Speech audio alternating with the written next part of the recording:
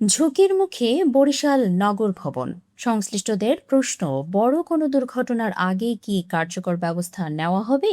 বরিশাল নগর ভবন এখন যেন এক আতঙ্কের নাম। ৪১ বছরের পুরনো এই ভবনের ছাদ থেকে প্রতিনিয়ত খসে পড়ছে পলেস্তারা, দেয়াল ও কলামে লেখা দিয়েছে গভীর ফাটল। কর্মকর্তা কর্মচারীদের আশঙ্কা যে কোনো সময় ঘটতে পারে বড় ধরনের দুর্ঘটনা। দীর্ঘদিনের অবহেলা ও অপরিকল্পিত সম্প্রসারণের ঝুঁকির মুখে পড়েছে পুরো ভবন। ভবনের ভেতরে ঢুকলেই চোখে পড়ে ঝুঁকির চিত্র। কোথাও ছাদের প্লাস্টার ঝুলছে, কোথাও দেয়ালে বড় বড় ফাটল। নড়বড়ে হয়ে পড়েছে দরজা জানালাও। প্রতিদিনই ভবনের কোনো না কোনো অংশ থেকে খসে পড়ছে পলেস্তারা।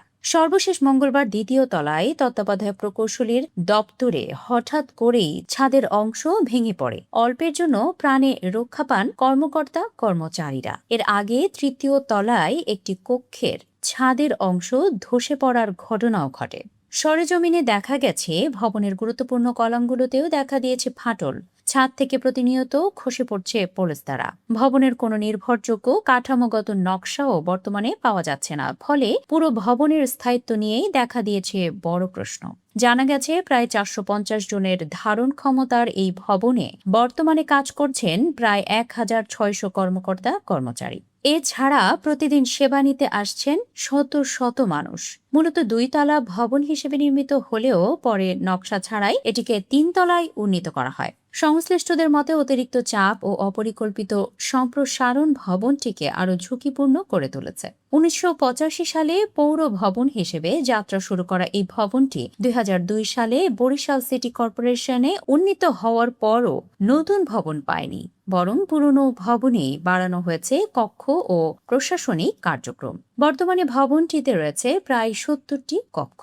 এই বিষয়ে বরিশাল সিটি কর্পোরেশনের প্রধান নির্বাহী কর্মকর্তা মোহাম্মদ রেজাউল বারী সাথে কথা বললে তিনি বলেন, বর্তমান পরিস্থিতিতে ভবনটি অত্যন্ত ঝুঁকিপূর্ণ। বিষয়টি যাচাইয়ের জন্য কমিটি গঠন করা হচ্ছে। নতুন নগর ভবন নির্মাণের জন্য প্রকল্প মন্ত্রণালয়ে পাঠানো হয়েছে। ঝুঁকিপূর্ণ শাখাগুলো দ্রুত অন্যত্র সরিয়ে নেওয়ার পরিকল্পনা রয়েছে। প্রয়োজনে ভাড়া ভবনেও কার্যক্রম পরিচালনা করা হবে। এদিকে কর্মকর্তা কর্মচারীরা দ্রুত নিরাপদ ভবনে প্রশাসনিক কার্যক্রম স্থানান্তরের দাবি জানিয়েছেন।